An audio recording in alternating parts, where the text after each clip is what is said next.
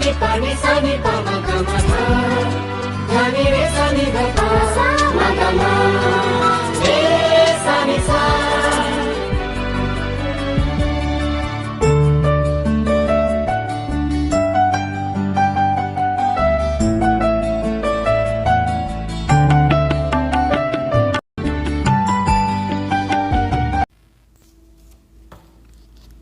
ଯୁଗ ସାହିତ୍ୟ ମୁଁ କ'ଣ?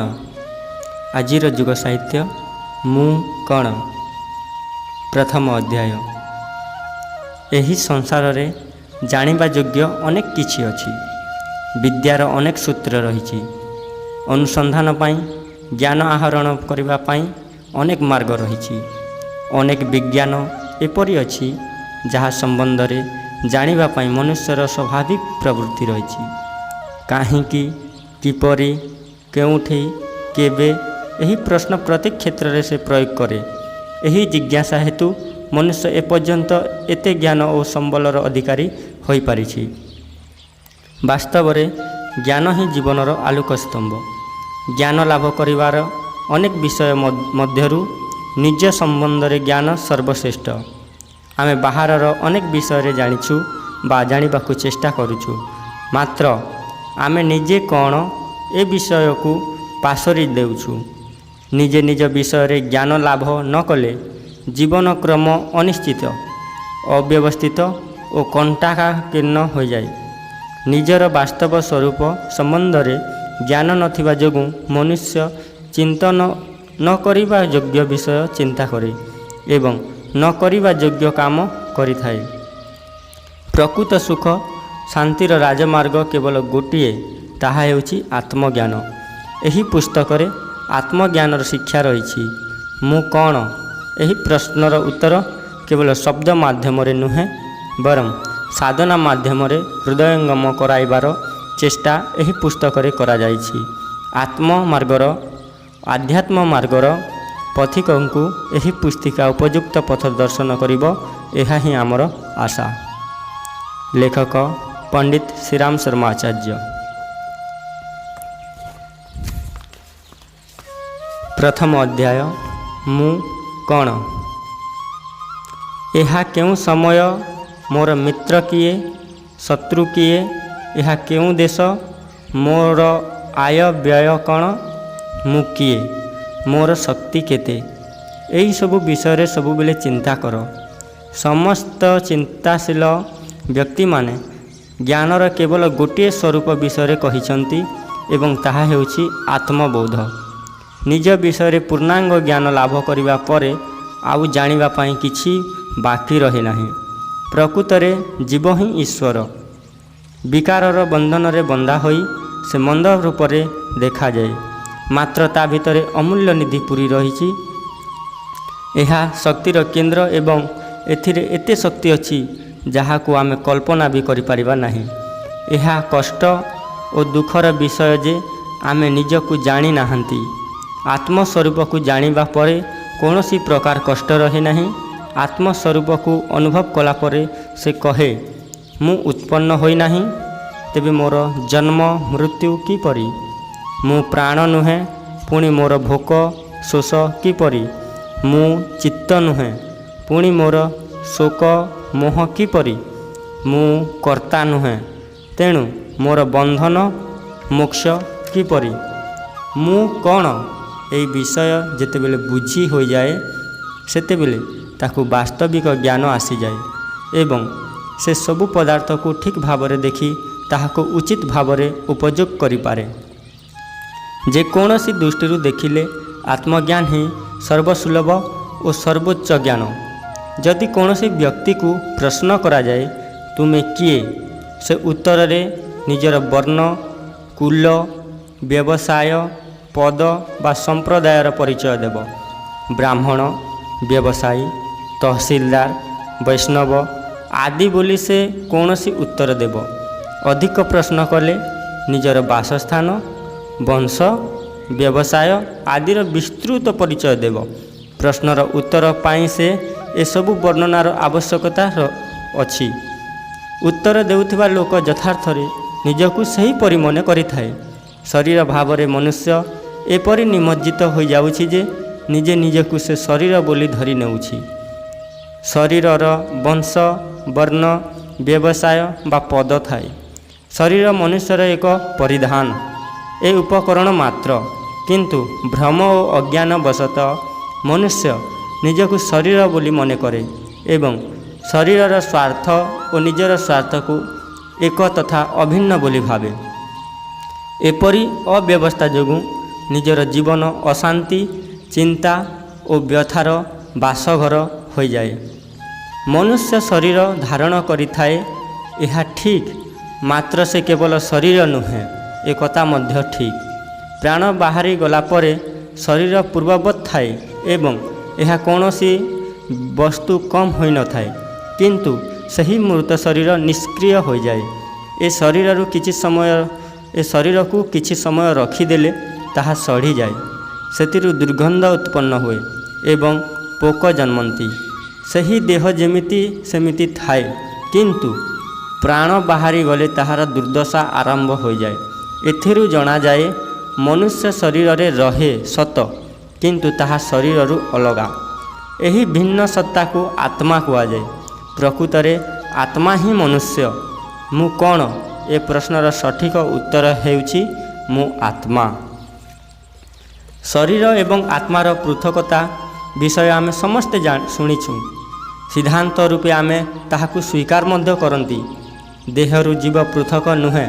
ହୁଏତ କେହି ଏପରି ଯୁକ୍ତି କରିପାରନ୍ତି, କିନ୍ତୁ ସିଦ୍ଧାନ୍ତ ରୂପେ ଏହି ପାର୍ଥକ୍ୟକୁ ଲୋକମାନେ ଯେପରି ବିଶ୍ୱାସ କରନ୍ତି, ଠିକ୍ ସେମିତି ବ୍ୟବହାର କ୍ଷେତ୍ରରେ ଲୋକେ ଏହାକୁ ବିଶ୍ୱାସ କରନ୍ତି ନାହିଁ। ଲୋକମାନଙ୍କ ବ୍ୟବହାରରୁ ଜଣାଯାଏ ସତେ ଯେପରି ସେମାନେ ଶରୀରର ଲାଭ କ୍ଷତି ସେମାନଙ୍କ ଲାଭ କ୍ଷତି। ଯଦି କୌଣସି ବ୍ୟକ୍ତିକୁ ଗଭୀର ଭାବରେ ନିରୀକ୍ଷଣ କରାଯାଏ କି ସେ କ'ଣ କହୁଛି, କ'ଣ କରୁଛି ବା କ'ଣ ଚିନ୍ତା କରୁଛି, ତେବେ ଜଣାଯିବ ଯେ ସେ ଶରୀର ବିଷୟରେ ଚିନ୍ତା କରୁଛି, ତା ବିଷୟରେ କଥାବାର୍ତ୍ତା କରୁଛି ଏବଂ ଯାହା ମନେ କରୁଛି ତାହା ଶରୀର ପାଇଁ କରୁଛି। ଶରୀରକୁ ସେ ମୁଁ ବୋଲି ମନେ କରୁଛି। ଶରୀର ଆତ୍ମାର ମନ୍ଦିର। ତାକୁ ସୁସ୍ଥ ଓ ପରିଷ୍କାର ପରିଚ୍ଛନ୍ନ ରଖିବା ପାଇଁ ଓ ସୁବିଧା ଦେବା ପାଇଁ କାମ କରିବା ଆବଶ୍ୟକ। କିନ୍ତୁ କେବଳ ଶରୀର ବିଷୟରେ ଚିନ୍ତା କରିବା, ତାକୁ ନିଜର ସ୍ୱରୂପ ବୋଲି ମନେ କରିବା ଓ ନିଜର ବାସ୍ତବ ସ୍ୱରୂପକୁ ଭୁଲିଯିବା ଆଦୌ ହିତକର ନୁହେଁ। ନିଜେ ନିଜକୁ ଶରୀର ବୋଲି ମନେ କରିବା କାରଣରୁ ଶରୀରର ଲାଭ କ୍ଷତିକୁ ନିଜର ଲାଭ କ୍ଷତି ବୋଲି ଧରି ନିଆଯାଏ ଏବଂ ନିଜର ବାସ୍ତବ ହିତ ପାସୋରିଯାଏ। ଏହି ଗୋଲକ ଧନ୍ଦାରେ ଖେଳ ଜୀବନକୁ କର୍କଶ ତଥା ନିରସ କରିଦିଏ। ଆତ୍ମା ଶରୀରଠାରୁ ପୃଥକ। ଶରୀର ଏବଂ ଆତ୍ମାର ସ୍ୱାର୍ଥ ମଧ୍ୟ ପୃଥକ। ଇନ୍ଦ୍ରିୟ ଗୁଡ଼ିକ ଶାରୀରିକ ସ୍ୱାର୍ଥର ପ୍ରତିନିଧିତ୍ୱ କରିଥାନ୍ତି। 10 ଇନ୍ଦ୍ରିୟ ଓ ମନ ସବୁବେଳେ ଶାରୀରିକ ଦୃଷ୍ଟିକୋଣରୁ ଚିନ୍ତା କରିଥାନ୍ତି ଓ କାର୍ଯ୍ୟ କରିଥାନ୍ତି। ସ୍ୱାଦିଷ୍ଟ ଖାଦ୍ୟ, ଉତ୍ତମ ବସ୍ତ୍ର, ସୁନ୍ଦର ମନୋହର ଦୃଶ୍ୟ, ମଧୁର ବାଣୀ, ନାନା ପ୍ରକାରର ଭୋଗବିଳାସ, ରୂପବତୀ ସ୍ତ୍ରୀ, ଏସବୁ ଇନ୍ଦ୍ରିୟମାନଙ୍କର ଆକାଂକ୍ଷା। ଉଚ୍ଚ ପଦବୀ, ବିପୁଳ ଧନ, ସୁଦୂର ପ୍ରସାରୀ ଯଶ, ଚାକଚକ୍ୟ, ଏସବୁ ମନର ଆକାଂକ୍ଷା। ଏହି ଇଚ୍ଛା ଗୁଡ଼ିକୁ ତୃପ୍ତ କରିବାରେ ପ୍ରାୟ ସାରା ଜୀବନ ଲାଗିଯାଏ। ଏସବୁ ଇଚ୍ଛା ଅଧିକ ଉଗ୍ର ହୋଇଗଲେ ମନୁଷ୍ୟ ତାହାକୁ ଯେକୌଣସି ଉପାୟରେ ତୃପ୍ତ କରିବା ପାଇଁ ମନସ୍ଥ କରେ ଏବଂ ଉଚିତ ଅନୁଚିତ ବିଚାର ନ କରି ସ୍ୱାର୍ଥ ସିଦ୍ଧିର ନୀତି ଗ୍ରହଣ କରେ। ଏହା ହିଁ ସମସ୍ତ ପାପର କେନ୍ଦ୍ରବିନ୍ଦୁ। ଶରୀର ଭାବରେ ଜାଗ୍ରତ ରହିଥିବା ମନୁଷ୍ୟ ଯଦି ଆହାର, ନିଦ୍ରା, ଭୟ, ମୈଥୁନ ଇତ୍ୟାଦି ସାଧାରଣ କାର୍ଯ୍ୟକ୍ରମ ନେଇ ଚାଲେ, ତେବେ ସେହି ପଶୁବତ୍ ଜୀବନ ନିରର୍ଥକ ଏବଂ ଏଥିରେ ତିଳେ ମାତ୍ର ସାର୍ଥକତା ନାହିଁ। ଯଦି ତାହାର ଇଚ୍ଛା ସାମାନ୍ୟ ଅଧିକ ଉଗ୍ର ବା ଆତୁର ହୋଇଯାଏ, ତେବେ ସେ ଏକ ପାପର ପୁଞ୍ଜୀଭୂତ ମୂର୍ତ୍ତି ଶୈତାନ ହୋଇଯାଏ। ଅନୀତିପୂର୍ବକ ସ୍ୱାର୍ଥ ସିଦ୍ଧି କରିବାରେ ସେ ମୋଟେ କୁଣ୍ଠାବୋଧ କରେ ନାହିଁ। ଏହି ଦୃଷ୍ଟିକୋଣ ବିଶିଷ୍ଟ ବ୍ୟକ୍ତି ସ୍ୱୟଂ ସୁଖୀ ହୋଇନଥାନ୍ତି କିମ୍ବା ଅନ୍ୟକୁ ସୁଖ ପ୍ରଦାନ କରିନଥାନ୍ତି। କାମ ଓ ଲୋଭ ଏ ଦୁଇଟି ତତ୍ତ୍ୱ ଅତ୍ୟନ୍ତ ପ୍ରବଳ। ଯେତେ ଅଧିକ ଉପଭୋଗ ମିଳିଲେ ସୁଦ୍ଧା ସେମାନେ ପରିତୃପ୍ତ ହୋଇନଥାନ୍ତି। ଯେତେ ମିଳିଲେ ବି ତୃଷ୍ଣା ସେତିକି ବଢ଼େ। ତାହା ସହିତ ଅଶାନ୍ତି, ଚିନ୍ତା, କାମନା ତଥା ବ୍ୟାକୁଳତା ବହୁ ଗୁଣ ବଢ଼ିଯାଏ। ଏହାକୁ ଭୋଗ ଫଳରେ ଯେତେ ସୁଖ ମିଳେ ତାହା ଅପେକ୍ଷା ଅନେକ ଗୁଣ ଦୁଃଖ ମଧ୍ୟ ଉତ୍ପନ୍ନ ହୋଇଥାଏ। ଏହି ପ୍ରକାରର ଶରୀର କେନ୍ଦ୍ରିତ ଦୃଷ୍ଟିକୋଣ ମନୁଷ୍ୟକୁ ପାପ, ତାପ, ତୃଷ୍ଣା ତଥା ଅଶାନ୍ତି ଆଡ଼କୁ ଟାଣି ନେଇଯାଏ। ଆତ୍ମା ଭାବରେ ଜାଗ୍ରତ ରହିଲେ ଜୀବନର ବାସ୍ତବ ସଫଳତା ଓ ସମୃଦ୍ଧି ମିଳିଥାଏ। ଯେତେବେଳେ ମନୁଷ୍ୟ ନିଜକୁ ଆତ୍ମା ବୋଲି ଅନୁଭବ କରେ ସେତେବେଳେ ତାହାର ଇଚ୍ଛା, ଆକାଂକ୍ଷା ଓ ଅଭିରୁଚି ଆଧ୍ୟାତ୍ମିକ ସୁଖ ପ୍ରସ୍ତୁତ କରୁଥିବା କାମ ଆଡ଼କୁ ଢଳିଯାଏ। ଆମେ ଦେଖୁ କି ଚୋରି, ହିଂସା, ବ୍ୟଭିଚାର, ଛଳ ଏବଂ ଅନୀତିପୂର୍ଣ୍ଣ କୁକର୍ମ କଲେ ଅନ୍ତଃକରଣରେ ଏକ ପ୍ରକାର ହାହାକାର ସୃଷ୍ଟି ହୁଏ। ପାପ କାମ କଲାବେଳେ ହାତ ଗୋଡ଼ ଥରେ, ହୃଦୟ କମ୍ପି ଉଠେ। ଏହାର ଅର୍ଥ ହେଉଛି ଏସବୁ କାମ ଆତ୍ମାର ପସନ୍ଦ ନୁହେଁ, ଏହା ତାହାର ରୁଚି ଓ ସ୍ୱାର୍ଥର ବିପରୀତ। କିନ୍ତୁ ଯେତେବେଳେ ମନୁଷ୍ୟ ପରୋପକାର, ପରମାର୍ଥ ସେବା, ସାହାଯ୍ୟ, ଦାନ, ଉଦାରତା, ତ୍ୟାଗ, ତପସ୍ୟାଯୁକ୍ତ ପୁଣ୍ୟ କର୍ମରେ କର୍ମ କରେ ସେତେବେଳେ ତା ହୃଦୟର ନିଭୃତ କନ୍ଦରରେ ସନ୍ତୋଷ, ଆନନ୍ଦ, ଉଲ୍ଲାସର ଲହରୀ ଉଠେ। ଏହାର ଅର୍ଥ ହେଉଛି ଏହି ପୁଣ୍ୟକର୍ମ ଆତ୍ମାର ସ୍ୱାର୍ଥର ଅନୁକୂଳ ଏବଂ ଆତ୍ମା ଏହି ଶ୍ରେଣୀର କାର୍ଯ୍ୟକୁ ପସନ୍ଦ କରେ। ଆତ୍ମାର ଆହ୍ୱାନକୁ ଶୁଣି ତଦନୁସାରେ ଅଗ୍ରସର ହେଉଥିବା ବ୍ୟକ୍ତି ସବୁବେଳେ ପୁଣ୍ୟକର୍ମୀ ହୋଇଥାନ୍ତି। ପାପ ଆଡ଼କୁ ସେମାନଙ୍କର ପ୍ରବୃତ୍ତି ନଥାଏ, ତେଣୁ ସେମାନେ ସେପରି କୌଣସି ପାପ କାମ କରିନଥାନ୍ତି। ସତ୍କର୍ମ କଲେ ଆତ୍ମା ତାତ୍କାଳୀନ ସୁଖ ଲାଭ କରେ। ଶରୀରର ମୃତ୍ୟୁ ହେବା ପରେ ଜୀବନକୁ ସଦ୍ଗତି ମିଳିବାର ଆଧାର ହେଉଛି ସତ୍କର୍ମ। ଇହଲୋକ ଓ ପରଲୋକରେ ଆତ୍ମିକ ସୁଖ ଶାନ୍ତି ସତ୍କର୍ମ ଉପରେ ନିର୍ଭର କରେ। ତେଣୁ ପୁଣ୍ୟକର୍ମ କରିବାରେ ହିଁ ଆତ୍ମାର ସ୍ୱାର୍ଥ ରହିଛି। ଶରୀରର ସ୍ୱାର୍ଥ ଏହାର ବିପରୀତ। ଇନ୍ଦ୍ରିୟ ଓ ମନ ଅଧିକ ମାତ୍ରାରେ ସାଂସାରିକ ଭୋଗ ଇଚ୍ଛା କରନ୍ତି। ଏହି କାର୍ଯ୍ୟପ୍ରଣାଳୀକୁ ଅନୁସରଣ କରି ମନୁଷ୍ୟ ନଶ୍ୱର ଶରୀରର ଇଚ୍ଛା ପୂର୍ଣ୍ଣ କରେ ଏବଂ ଜୀବନକୁ ବ୍ୟର୍ଥ କରିଦିଏ। ଏହା ସହିତ ପାପର ବୋଝ ଏକତ୍ର କରେ। ଏହାଦ୍ୱାରା ଶରୀର ଓ ମନ ତୁଷ୍ଟ ତ ହୁଏ, ମାତ୍ର ଆତ୍ମା ଇହଲୋକ ଓ ପରଲୋକରେ କଷ୍ଟ ଭୋଗ କରେ। ଆତ୍ମାର ସ୍ୱାର୍ଥ ପାଇଁ ସତ୍କର୍ମ କଲେ ଶରୀର କଷ୍ଟ ଭୋଗ କରିଥାଏ। ତପସ୍ୟା, ତ୍ୟାଗ, ସଂଯମ, ବ୍ରହ୍ମଚର୍ଯ୍ୟ, ସେବା, ଦାନ ଇତ୍ୟାଦି କାମରେ ଶରୀରକୁ କଷ୍ଟ ଦିଆଯାଏ। ଫଳରେ ଏହି ସତ୍କର୍ମ ସମ୍ଭବ ହୁଏ। ଏଥିରୁ ଜଣାଯାଏ ଯେ ଶରୀରର ସ୍ୱାର୍ଥ ଓ ଆତ୍ମାର ସ୍ୱାର୍ଥ ପରସ୍ପର ସହିତ ମିଶିପାରେ ନାହିଁ। ଏକର ସୁଖରେ ଅପରର ଦୁଃଖ ହୁଏ। ଉଭୟର ସ୍ୱାର୍ଥ ପରସ୍ପର ବିରୋଧୀ। ଏହି ଦୁଇ ବିରୋଧୀ ତତ୍ତ୍ୱ ଭିତରୁ ଆମକୁ ଗୋଟିଏ ବାଛିବାକୁ ପଡ଼ିବ।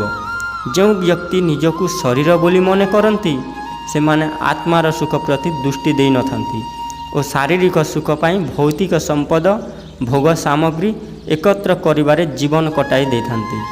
ଏପରି ଲୋକଙ୍କର ଜୀବନ ପଶୁବତ୍, ପାପରୂପ ଓ ନିକୃଷ୍ଟତରର ହୋଇଥାଏ। ଧର୍ମ, ଈଶ୍ୱର, ସଦାଚାର, ପରଲୋକ ଓ ପୁଣ୍ୟ ପରମାର୍ଥ ବିଷୟରେ ସେମାନେ ହୁଏତ ଆଲୋଚନା କରିପାରନ୍ତି, ମାତ୍ର ସେମାନଙ୍କର ପୁଣ୍ୟ ତଥା ପରଲୋକ ସ୍ୱାର୍ଥ ସାଧନା ସୀମାରେଖା ମଧ୍ୟରେ ଆବଦ୍ଧ ହୋଇଥାଏ। ଯଶ ଲାଭ ପାଇଁ, ନିଜ ଅହଙ୍କାରକୁ ତୃପ୍ତ କରିବା ପାଇଁ, ଅନ୍ୟ ଉପରେ ନିଜର ପ୍ରଭୁତ୍ୱ ବିସ୍ତାର ପାଇଁ ସେମାନେ କେବେ କେବେ ଧର୍ମର ଆଶ୍ରୟ ନେଇଥାନ୍ତି, ମାତ୍ର ସେମାନଙ୍କ ମନ ସବୁବେଳେ ଶରୀର ସହିତ ସମ୍ପୃକ୍ତ ସ୍ୱାର୍ଥ ସାଧନାରେ ଲାଗି ରହିଥାଏ। ମାତ୍ର ଯେତେବେଳେ ମନୁଷ୍ୟ ଆତ୍ମାର ସ୍ୱାର୍ଥକୁ ସ୍ୱୀକାର କରିନିଏ ସେତେବେଳେ ତାହାର ଅବସ୍ଥା ବିଲକ୍ଷଣ ଓ ବିପରୀତ ହୋଇଯାଏ। ଭୋଗ ଓ ଐଶ୍ୱର୍ଯ୍ୟ ତା ଆଖିରେ ପିଲା ଖେଳ ପରି ଦେଖାଯାଏ। ବାସ୍ତବରେ ଶରୀର ଆତ୍ମାର ଏକ ବସ୍ତ୍ର ବା ଉପକରଣ ବୋଲି ସେ ବୁଝିପାରେ। ସେ ହୁଏତ ଶରୀରକୁ କୌଣସି ମହତ୍ତ୍ୱ ଦେଇନଥାଏ, ସେଥିପାଇଁ ସେ ଶରୀରକୁ ବିଳାସ ବା ଆରାମ ଯୋଗାଇ ଜୀବନ ପରି ବହୁମୂଲ୍ୟ ତତ୍ତ୍ୱକୁ ନଷ୍ଟ କରେ ନାହିଁ। ଆତ୍ମଭାବରେ ଜାଗ୍ରତ ମନୁଷ୍ୟ ନିଜକୁ ଆତ୍ମା ବୋଲି ମନେ କରେ ଏବଂ ଆତ୍ମକଲ୍ୟାଣ ଓ ଆତ୍ମସୁଖ କାର୍ଯ୍ୟରେ ରୁଚି ରଖେ ଓ ଯତ୍ନଶୀଳ ହୁଏ। ସେ ଜୀବନର ପ୍ରତ୍ୟେକ ମୁହୂର୍ତ୍ତକୁ ଧର୍ମ ସଞ୍ଚୟ କାମନାରେ ନିୟୋଜିତ କରେ। ଏହିପରି ଶରୀର ଭାବଯୁକ୍ତ ବ୍ୟକ୍ତିର ଜୀବନ ପାପ ଦିଗରେ, ପଶୁତ୍ୱ ଦିଗରେ ଚାଲେ ଓ ଆତ୍ମଭାବୀ ବ୍ୟକ୍ତିର ଜୀବନ ପ୍ରବାହ ପୂର୍ଣ୍ଣ ଦିଗରେ, ଦେବତ୍ୱ ଦିଗରେ ପ୍ରବାହିତ ହୋଇଥାଏ। ଇହଲୋକ ଓ ପରଲୋକରେ ପାପର ପରିଣାମ ଦୁଃଖଦାୟକ ଓ ପୁଣ୍ୟର ପରିଣାମ ସୁଖଦାୟକ ହୋଇଥାଏ। ଏହା ସମସ୍ତେ ଜାଣନ୍ତି। ନିଜକୁ ଆତ୍ମା ବୋଲି ମନେ କରୁଥିବା ବ୍ୟକ୍ତି ସବୁବେଳେ ଆନନ୍ଦମୟ ସ୍ଥିତିରେ ରସାସ୍ୱାଦନ କରିଥାନ୍ତି। ଯେଉଁମାନେ ଆତ୍ମଜ୍ଞାନ ଲାଭ କରିଥାନ୍ତି ସେମାନେ ଛୋଟ ଛୋଟ ଘଟଣାରେ ଅତ୍ୟଧିକ ପ୍ରଭାବିତ, ଉତ୍ତେଜିତ ବା ଅଶାନ୍ତ ହୁଅନ୍ତି ନାହିଁ। ଲାଭ କ୍ଷତି, ଜୀବନ ମରଣ, ବିରହ ବିଚ୍ଛେଦ, ମାନ ଅପମାନ, ଲୋଭ କ୍ରୋଧ, କାମ ଭୋଗ, ରାଗ ଦ୍ୱେଷର କୌଣସି ଘଟଣା ତାଙ୍କୁ ଅତ୍ୟଧିକ ବିକ୍ଷିପ୍ତ କରିପାରେ ନାହିଁ। କାରଣ ସେ ଜାଣେ ଏହା ପରିବର୍ତ୍ତନଶୀଳ ସଂସାରରେ ନିତ୍ୟ ଏବଂ ସ୍ୱାଭାବିକ କ୍ରମ ଅଟେ। ମନୋବାଞ୍ଛିତ ବସ୍ତୁ ବା ପରିସ୍ଥିତି ସବୁବେଳେ ମିଳେ ନାହିଁ। କାଲଚକ୍ରର ଆବର୍ତ୍ତନ ଅନୁସାରେ ଅନିଶ୍ଚିତ ଘଟଣା ମଧ୍ୟ ଘଟିଥାଏ। ତେଣୁ ସେ ଏହି ପରିବର୍ତ୍ତନକୁ ମନୋରଞ୍ଜନର ନାଟ୍ୟ ରଙ୍ଗମଞ୍ଚ ଭଳି ମନେ କରେ ଓ କୌଣସି ଅନିଶ୍ଚିତ ଅବସ୍ଥା ଆସିଗଲେ ସେ ବିଚଳିତ ହୁଏ ନାହିଁ। ଆତ୍ମଜ୍ଞାନୀ ଏହି ମାନସିକ କଷ୍ଟରୁ ଦୂରରେ ରହେ, ଅଥଚ ଶରୀରବାଦୀ ବ୍ୟକ୍ତି ସବୁବେଳେ ବ୍ୟଥିତ ଓ ଅଶାନ୍ତ ହୋଇ ରହେ ଓ କେବେ କେବେ ଉତ୍ତେଜିତ ହୋଇ ଆତ୍ମହତ୍ୟା ପରି ଦୁଃଖଦ ପରିଣାମ ଉତ୍ପନ୍ନ କରେ। ଜୀବନକୁ ଶୁଦ୍ଧ, ସରଳ, ସ୍ୱାଭାବିକ, ପୁଣ୍ୟ ପ୍ରତିଷ୍ଠାରେ ପରିପୂର୍ଣ୍ଣ କରିବା ପାଇଁ ରାଜମାର୍ଗ ହେଉଛି ଆମେ ନିଜକୁ ଶରୀର ଭାବରୁ ଉଚ୍ଚକୁ ଯାଇ ଆତ୍ମଭାବରେ ସ୍ଥିତ ହୋଇଯିବା। ଏହାଦ୍ୱାରା ବାସ୍ତବ ସୁଖ ଶାନ୍ତି ଓ ଜୀବନ ଲକ୍ଷ୍ୟ ପ୍ରାପ୍ତି ହୋଇଥାଏ। ଅଧ୍ୟାତ୍ମ ବିଦ୍ୟାର ଆଚାର୍ଯ୍ୟଗଣ ଏହି ତଥ୍ୟକୁ ଉତ୍ତମ ରୂପେ ହୃଦୟଙ୍ଗମ କରିଥିଲେ ଏବଂ ଆତ୍ମଜ୍ଞାନକୁ ନିଜ ସାଧନାରେ ପ୍ରଥମ ସ୍ଥାନ ଦେଇଥିଲେ। ମୁଁ କ'ଣ? ଏହି ପ୍ରଶ୍ନ ଉପରେ ବିଚାର କଲେ ମୁଁ ଆତ୍ମା, ଏହି ସିଦ୍ଧାନ୍ତରେ ଉପନୀତ ହେବାକୁ ପଡ଼େ। ଏହି ଭାବ ଯେତେ ସୁଦୃଢ଼ ହୁଏ ତଦନୁପାତରେ ତାହାର ବିଚାର ଓ କାର୍ଯ୍ୟ ଆଧ୍ୟାତ୍ମିକ ପୂର୍ଣ୍ଣ ରୂପ ଧାରଣ କରେ। ଏହି ପୁସ୍ତକରେ ସେହିପରି ସାଧନାର ବର୍ଣ୍ଣନା କରାଯାଇଛି ଯାହାଦ୍ୱାରା ଆମେ ଆମର ଆତ୍ମସ୍ୱରୂପକୁ ଅନୁଭବ ଓ ହୃଦୟଙ୍ଗମ କରିପାରିବା। ଆତ୍ମଜ୍ଞାନ ଉଦୟ ହେବା ପରେ ଏକ ବାସ୍ତବ ମାର୍ଗ ମିଳେ, ଯେଉଁ ମାର୍ଗରେ ଚାଲି ଆମେ ଜୀବନ ଲକ୍ଷ୍ୟ ଓ ପରମ ପଦକୁ ଅନାୟାସରେ ଲାଭ କରିପାରିବା। ଆତ୍ମସ୍ୱରୂପକୁ ଚିହ୍ନି ପାରିଲେ ସେ ଯେ ସ୍ଥୂଳ ଶରୀର କିମ୍ବା ସୂକ୍ଷ୍ମ ଶରୀର ନୁହେଁ, ଏହା ମନୁଷ୍ୟ ହୃଦୟଙ୍ଗମ କରିପାରେ। ସେସବୁ ତାହାର ବସ୍ତ୍ର ପରି, ମାନସିକ ଚେତନା ମଧ୍ୟ ତାହାର ଉପକରଣ।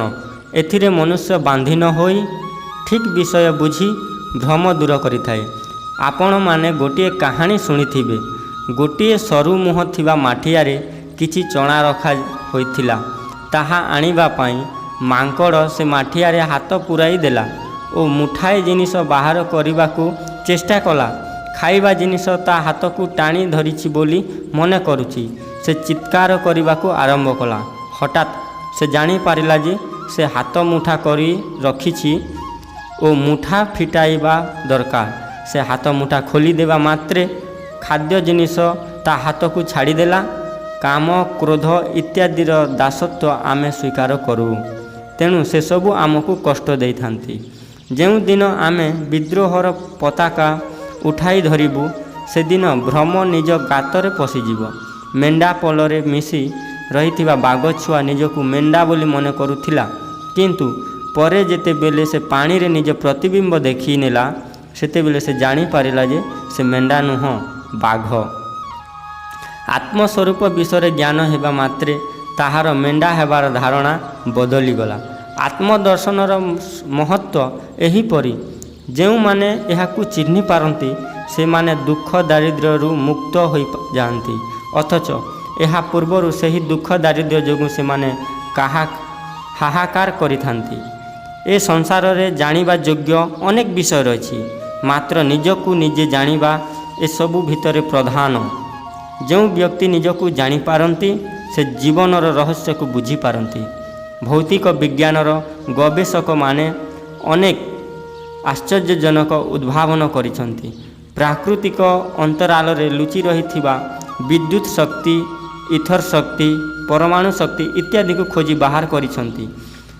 ଆଧ୍ୟାତ୍ମ ଜଗତର ମହାନ ଅନ୍ୱେଷଣଗଣ ଜୀବନ ସିନ୍ଧୁ ମନସ୍ଥ କରି ଆତ୍ମରୂପୀ ଅମୃତ ପାଇଛନ୍ତି। ଏହି ଆତ୍ମାକୁ ଜାଣିଥିବା ବ୍ୟକ୍ତି ପ୍ରକୃତରେ ଜ୍ଞାନୀ ହୋଇଯାଏ। ତାହା ଲାଭ କରିଥିବା ବ୍ୟକ୍ତିକୁ ବିଶ୍ୱବିଜେତା ମାୟାତୀତ କୁହାଯାଏ। ତେଣୁ ନିଜେ ନିଜକୁ ଜାଣିବା ପ୍ରତ୍ୟେକ ବ୍ୟକ୍ତିର କର୍ତ୍ତବ୍ୟ। ମୁଁ କ'ଣ? ଏହି ପ୍ରଶ୍ନ ନିଜେ ନିଜକୁ ପଚାରନ୍ତୁ। ଚିନ୍ତନ ମନନ ପୂର୍ବକ ଏହାର ଯଥାର୍ଥ ଉତ୍ତର ଲାଭ କରନ୍ତୁ। ନିଜର ବାସ୍ତବ ରୂପ ଜଣାପଡ଼ିଗଲା ପରେ ଆମେ ଆମର ପ୍ରକୃତ ହିତ ଅହିତକୁ ବୁଝିପାରିବା। ବିଷୟାନୁରାଗ ଅବସ୍ଥାରେ ଜୀବ ଯାହାକୁ ନିଜର ହିତ ମନେ କରିଥାଏ ସେଥିପାଇଁ ଲାଲାୟିତ ହୋଇଥାଏ। ଆତ୍ମନୁରକ୍ତ ହେବା ପରେ ସେହି ଲାଭ ତୁଚ୍ଛ ଓ କ୍ଷତିକାରକ ବୋଲି ପ୍ରତୀତ ହୁଏ ଏବଂ ମାୟାଲିପ୍ତ ଜୀବ ବିଷୟଠାରୁ ଦୂରରେ ରହିଲେ ଆତ୍ମପରାୟଣ ହୋଇ ସେଥିରୁ ରସ ସ୍ୱାଦନ କରିଥାଏ। ଆତ୍ମସାଧନା ପରେ ଅଗ୍ରସର ହେଉଥିବା ପଥିକ ଅନ୍ତର୍ଚକ୍ଷୁ ଖୋଲିଯାଏ ଏବଂ ସେ ଜୀବନର ମହତ୍ତ୍ୱପୂର୍ଣ୍ଣ ରହସ୍ୟକୁ ବୁଝିପାରି ଶାଶ୍ୱତ ସତ୍ୟ ଦିଗରେ ଅଧିକ ବେଗରେ ଅଗ୍ରସର ହୋଇଥାଏ। ଅନେକ ସାଧକ ଆଧ୍ୟାତ୍ମ ପଥରେ ଅଗ୍ରସର ହେବାକୁ ଚେଷ୍ଟା କରିଥାନ୍ତି, ମାତ୍ର ସେମାନଙ୍କୁ ଏକାଙ୍ଗୀ ଓ ଆଂଶିକ ସାଧନା କରିବାର ଉପାୟ ଦେଖାଇ ଦିଆଯାଏ। ଯେଉଁ ଅବସ୍ଥାରେ ମନୁଷ୍ୟ ନିଜ ରୂପକୁ ଭଲ ଭାବରେ ଚିହ୍ନିପାରେ ସେହି ଅବସ୍ଥା ହିଁ କାମ୍ୟ। ଯେଉଁ ଚିକିତ୍ସା ଫଳରେ ରୋଗୀ ହାତ ଗୋଡ଼ ପିଟିବା ବନ୍ଦ କରେ ବା ଆଖିର ତନ୍ଦ୍ରାଭାବ ଦୂର ହୋଇଯାଏ ତାହା ପୂର୍ଣ୍ଣାଙ୍ଗ ଚିକିତ୍ସା ନୁହେଁ। ଯଜ୍ଞ, ତପ, ଦାନ, ବ୍ରତ ଅନୁଷ୍ଠାନ, ଜପ ଇତ୍ୟାଦି ସାଧନା ଲାଭଦାୟକ। ତାହାର ଉପଯୋଗିତାକୁ କେହି ଅସ୍ୱୀକାର କରିପାରିବେ ନାହିଁ, କିନ୍ତୁ ଏହା ବାସ୍ତବ ଆବଶ୍ୟକତା ନୁହେଁ। ଏହାଦ୍ୱାରା ପବିତ୍ରତା, ସତ୍ୱଗୁଣ ଓ ପୁଣ୍ୟ ବୃଦ୍ଧି ପାଇଥାଏ, ମାତ୍ର ସେହି ଚେତନା ପ୍ରାପ୍ତ ହୁଏ ନାହିଁ ଯେଉଁ ଚେତନା ଦ୍ୱାରା ସମ୍ପୂର୍ଣ୍ଣ ପଦାର୍ଥର ଜ୍ଞାନ ଆସେ ଓ ସମସ୍ତ ଭ୍ରମ ଦୂର ହୋଇଯାଏ। ଏ ପୁସ୍ତକ ପ୍ରଣୟନର ଉଦ୍ଦେଶ୍ୟ ହେଉଛି ସାଧକର ଆତ୍ମଜ୍ଞାନ ଚେତନାକୁ ଜାଗ୍ରତ କରାଇବା, କାରଣ ମୁକ୍ତି ଲାଭ ପାଇଁ ଏହାଠାରୁ ବୋଲି ସରଳ ଓ ନିଶ୍ଚିତ ମାର୍ଗ ଅନ୍ୟ କିଛି ନାହିଁ। ଯେଉଁ ବ୍ୟକ୍ତି ଆତ୍ମସ୍ୱରୂପକୁ ଅନୁଭବ କରିଛନ୍ତି ସଦ୍ଗୁଣ ସେମାନଙ୍କ ଦାସ ହୋଇଯାଏ ଓ ଦୁର୍ଗୁଣ ଗୁଡ଼ିକ ନିରୁଦ୍ଦେଶ ହୋଇଯାଆନ୍ତି। ଆତ୍ମଦର୍ଶନ ଏହି ଅନୁଷ୍ଠାନ ସାଧକର ସ୍ତରକୁ ଉନ୍ନତ କରିଦିଏ। ସାଧକ ଯେଉଁ ସ୍ଥାନରେ ଥାଏ ଏହି ଅଭ୍ୟାସ ସାହାଯ୍ୟରେ ସେ ତା ଅପେକ୍ଷା ଉଚ୍ଚ ସ୍ଥାନ ଚାଲିଯାଏ।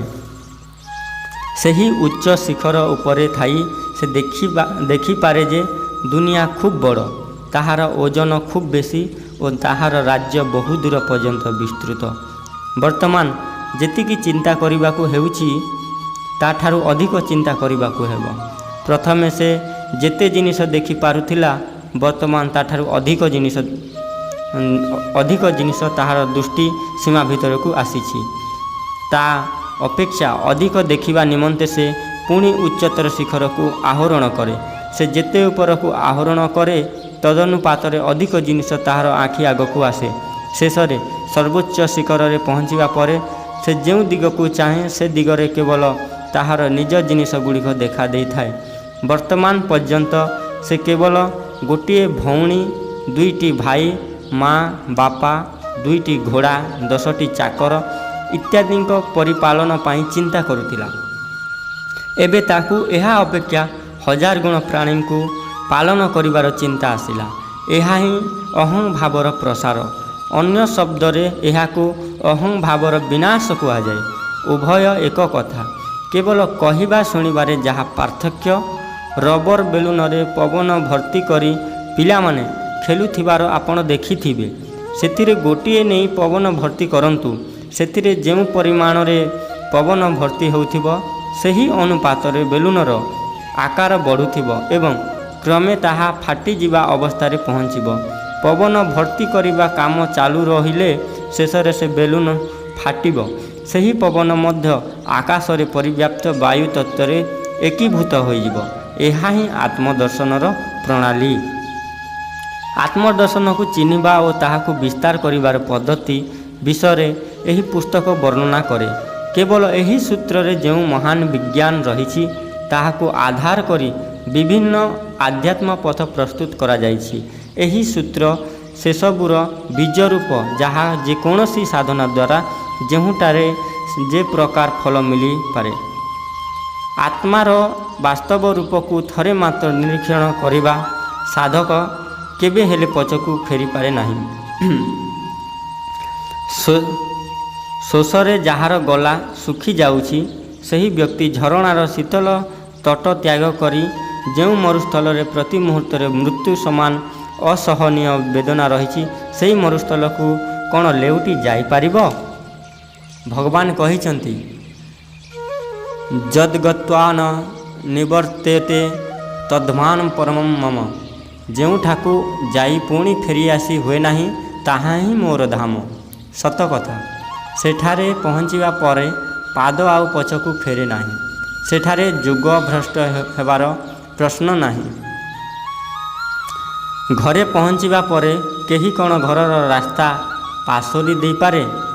କାମ, କ୍ରୋଧ, ଲୋଭ, ମୋହ ଇତ୍ୟାଦି ବିକାର ଓ ଇନ୍ଦ୍ରିୟ ବାସନା ମନୁଷ୍ୟର ଆନନ୍ଦରେ ପ୍ରତିବନ୍ଧକ ସୃଷ୍ଟି କରି ତାହାକୁ ଦୁଃଖ ଜାଲରେ ଛନ୍ଦି ଦେଇଥାନ୍ତି।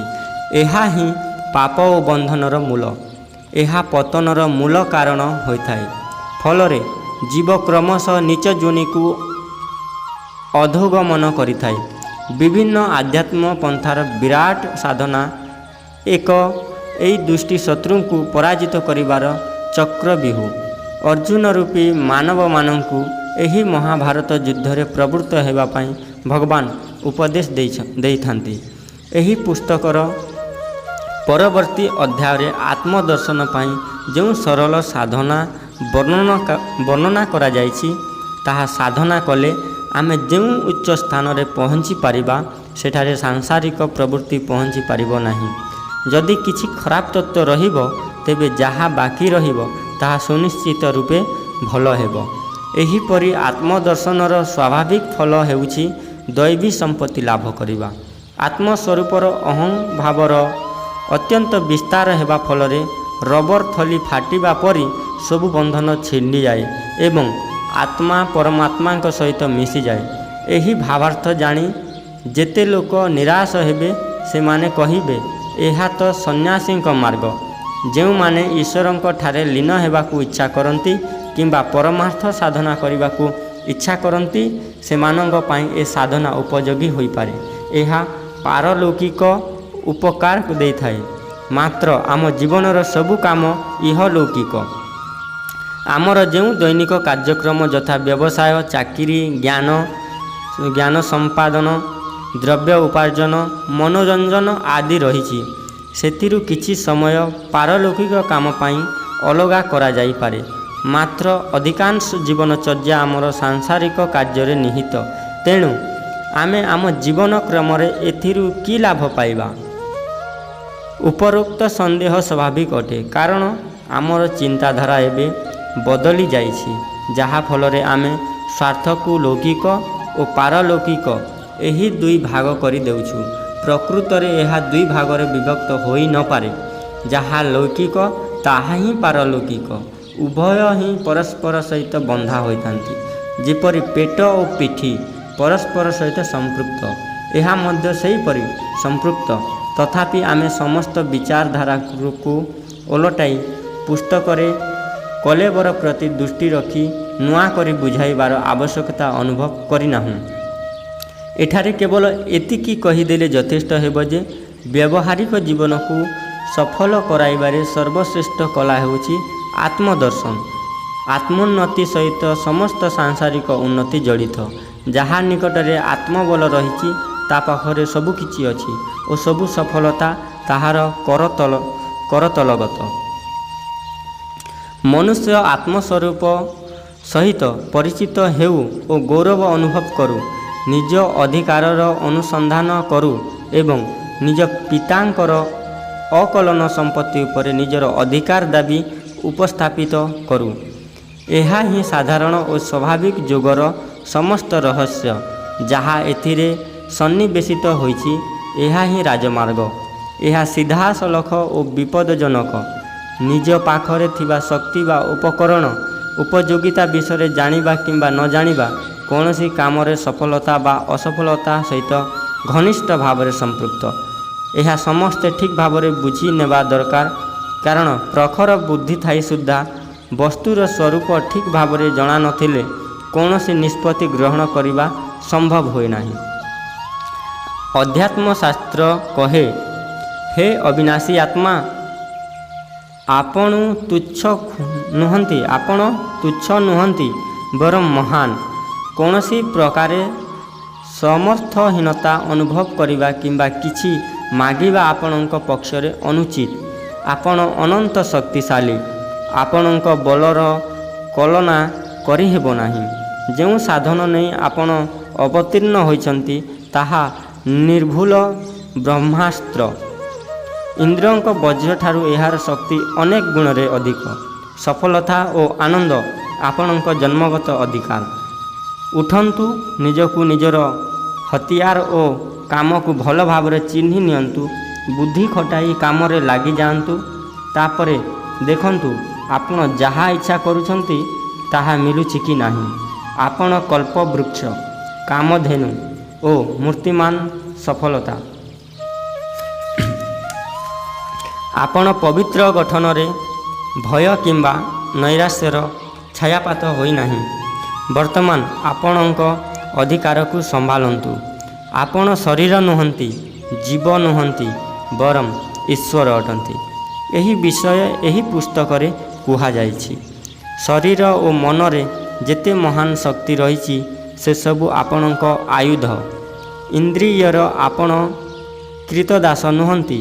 କୌଣସି ଅଭ୍ୟାସ ଆପଣଙ୍କୁ ଅଧୀନ କରି ନପାରେ। ମାନସିକ ବିକାରର କୌଣସି ଅସ୍ତିତ୍ୱ ନାହିଁ। ନିଜକୁ ତଥା ନିଜର ବସ୍ତ୍ରକୁ ଠିକ୍ ଭାବେ ଚିହ୍ନି ନିଅନ୍ତୁ।